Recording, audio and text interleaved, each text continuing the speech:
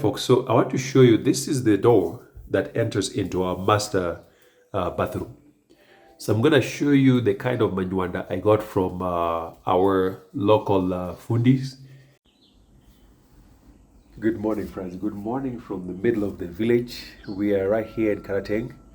And as always, you can see me grinning because anytime I'm here, my body is fully connected with my soul. Because, excuse me, there is no place that gives me more joy than Karateng. This is all I ask for in life. I've had the opportunity to live everywhere, not everywhere, many places in the world, but mostly North America.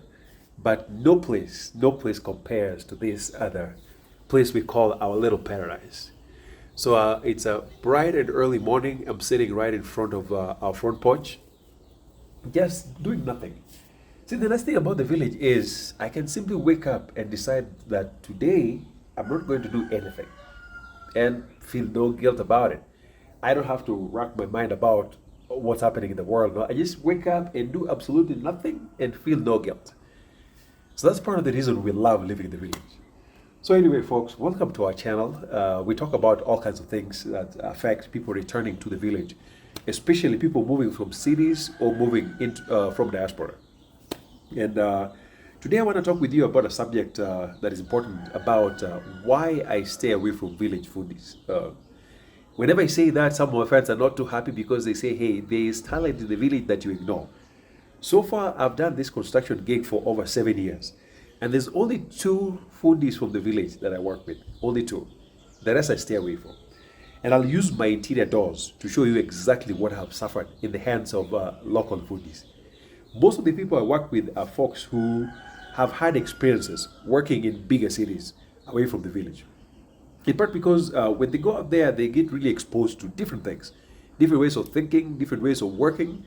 And so it makes it easier for us to translate what's on our mind as diasporans onto what's going on the ground.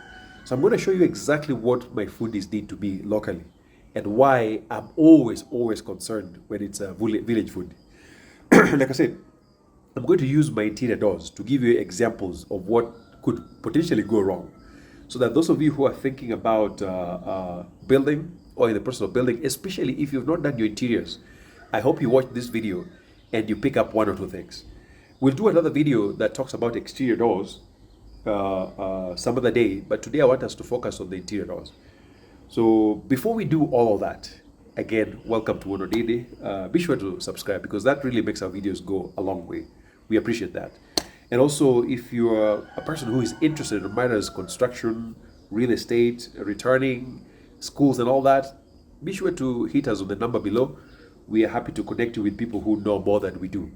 And where we meet stuff we don't know, we'll be happy to help you find out. So again, I want you to come with me inside. Let me show you what my interior does. And I'm going to give you 2 examples. One door that was done by a village fundi, and a second door that was done by a professional that I hired from Nairobi. So the local door was made locally. The size was fine because I prefer very large doors for the interiors. As you've heard me mention in my previous videos, for me, accessibility is a major thing. So I stay away from what they call quote-unquote standard. Anything standard, whether it is door sizes, staircases, and all that, I stay away from that. So to make doors more accessible, I prefer very wide doors, and you'll see in a few minutes. So I'm going to show you one example of a door done by my local fundi and another door that I use a professional. And even the newer doors that I installed, I don't do that anymore. I use a different company for that. Because every year they pop up with some really nice doors that cost a little bit more, but the final product really is very different. So come with me inside and let me show you what they did. I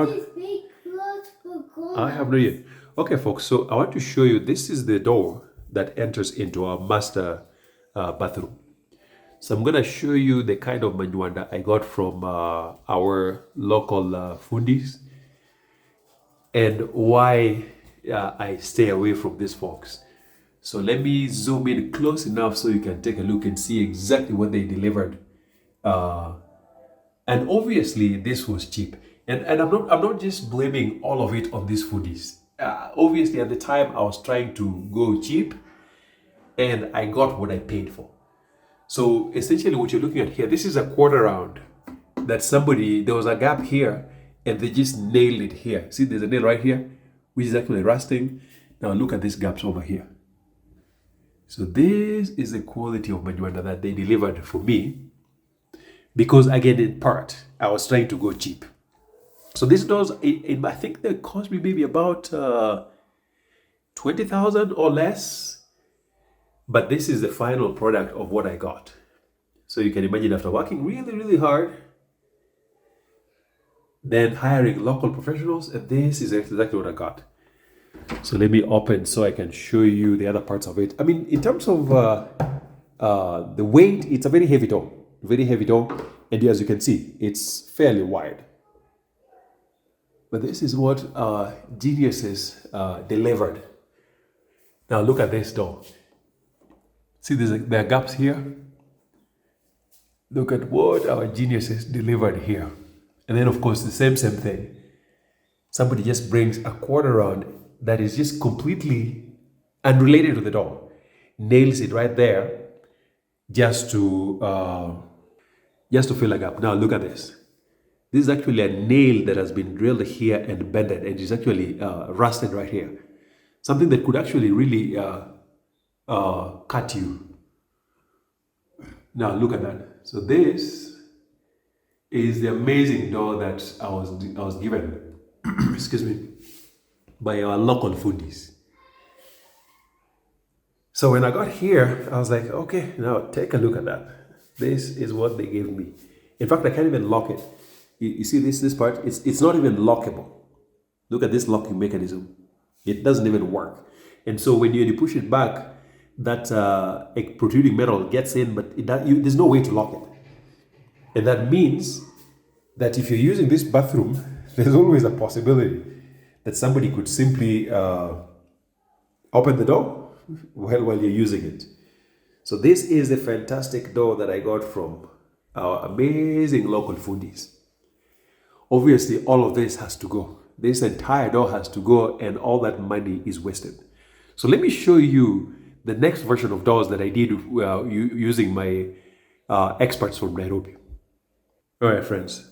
So take a look at this second door right here. And this is one type of door that we are using. In fact, currently I'm not even using this. We've even gotten better ones. So this is the newer version of the doors that I got from experts from a different company that I've been working with. So I want you to compare this to what you got there. Look at the architraves. And I'm going to show you everything, including the locking mechanism and just the quality of workmanship that went into this door. Look at the locks. By the way, this lock here does not have anything protruding. It has a mechanism that has like a magnet. And so when you push it back, it automatically locks using a magnet, and not like those old protruding metals. It has a very sleek lock down here. But this is exactly what I got now using, excuse me, using different Fundis hired from the city who at least know what they're talking about. And then look at how they did this at the section right here. And one thing I love about these locks is that they have these hinges. This is not your traditional hinges, that when you close the door, it simply courses and disappears in there. And they're very quiet. So I want you to compare this with the other hinges. Let me show you. Yeah, so this is the kind of hinges I got from my local carpenters. Now compare that with the other hinges I just showed you. Yeah, so if we did this with local Fundis, there would be a nail going through right here and left hanging. I love the hinges. So just look at the quality of workmanship and the kind of doors that they delivered. So I'm going to close it, and then, of course, now take a look at where the locking mechanism goes in, compared to the traditional one with metal protruding all over the place. And the other thing that happened too with my Fundis is that this width from here to here was not standard. And that was mostly a function of my masons who were terrible at the time. And so fitting these doors was really challenging because some of these were really wide, others were really small. But this is the kind of work that my folks delivered. and I'm pretty sure you can see the difference. You can see the difference, and it's very quiet. So this is what the door looks like from outside. So folks, I don't think it takes an expert to see the difference. Anybody who is untrained, to the untrained eye, you can simply take a look at this and you see a clear difference. So again, the lesson I'm learning out of this is that yes, we sometimes want cheap things. In construction, remember, always you get what you pay for. If you want to go cheap, that's fine, you're going to get it, but it will not look the same as what I've shown you. The problem I run into as a consultant is that I get clients who want the example of the door I just showed you, like the one behind me. They want that kind of a door for the price of the older one that I showed you earlier. So I hope you're not in a hurry. I'd rather you take time. Take your time, build over the years, but get it right.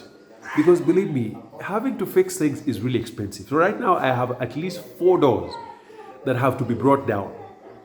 That was over 120,000 that is gone down the drain, plus the labor cost, plus the shipping. That's quite a bit of money. I'd rather you take your time and be willing to open up your wallet to get the right thing, because you cannot get that kind of a door behind me at the price of the older doors. So I'd like to hear what you guys do with your doors, and if you are interested in things like that, hit me up and I'm happy to help. Thank you and bye.